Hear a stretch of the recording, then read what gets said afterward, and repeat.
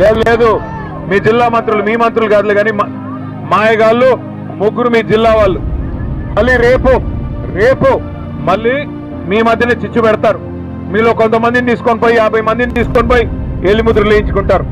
కొంతమందితో సంతకాలు పెట్టించుకుంటారు అధికారులు వచ్చి చీకట్లో. దయచేసి ఐకమత్యంగా ఉండండి. ఐకమత్యాన్ని చెదిరిపోనివ్వకండి. మీకు అక్కడనే ఇల్లు కావాలనుకుంటే దయచేసి ఎక్కడ సంతకాలు పెట్టకండి. మీకు అక్కడే ఇల్లు కావాలి, అక్కడే ఉండాలి మీ కుటుంబాలతో సహా అనుకుంటే మీరు పొరపాటును కూడా మీ ఐకమత్యాన్ని చెదిరిపోనీకండి. మిమ్మల్ని తీసుకెళ్తారు పక్క కొంతమందిని. అమ్మా నీకు ఇందిరమ్మ ఇల్లు ఇస్తాం, నువ్వు రా అంటారు. ఇదిగో ఇదే ఇల్లు అని చూపెడతారు.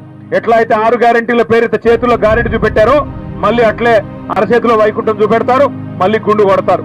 అందుకే దయచేసి జాగ్రత్తగా వినండి. మీరు గెలవాలి అంటే ఐకమత్యం ముఖ్యం. మీకు అక్కడే ఇల్లు కావాలి అంటే తప్పకుండా న్యాయ పోరాటం చేద్దాం. ఇవాళ అధికారం వాడి చేతుల్లో ఉంది, అధికార యంత్రాంగం మొత్తం వాళ్ళ చేతుల్లో ఉంది, పోలీసు బలగాలు వాళ్ళందరూ వాళ్ళ చేతుల్లో ఉన్నారు. కాబట్టి ఇవాళ పేదవాడికి గొంతు లేదనుకుంటా ఉన్నారు. కానీ ఒకటి మాత్రం వాస్తవం, ప్రభుత్వం తప్పు చేసింది అని వాళ్ళ రాష్ట్రం మొత్తం తెలిసిపోయింది. మరి ఏ తప్పు చేయకపోతే ఆ ఆర్డీఓ గారిని ఎందుకు అర్జెంటుగా ట్రాన్స్ఫర్ చేశారు?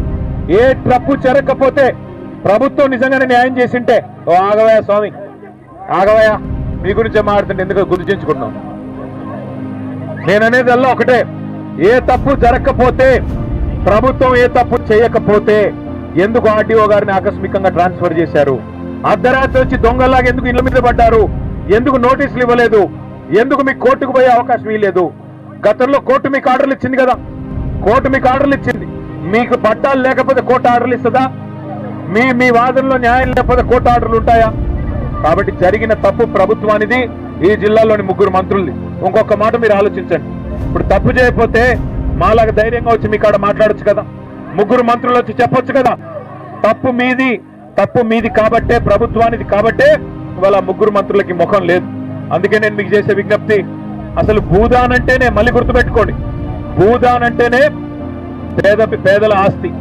భూదాన్ అంటేనే పేదల ఆస్తి. పేదవాళ్ళ కోసం ఇల్లు కానీ వ్యవసాయానికి కానీ ఇచ్చే ఆస్తి భూదాన్. కాబట్టి అప్పుడెప్పుడో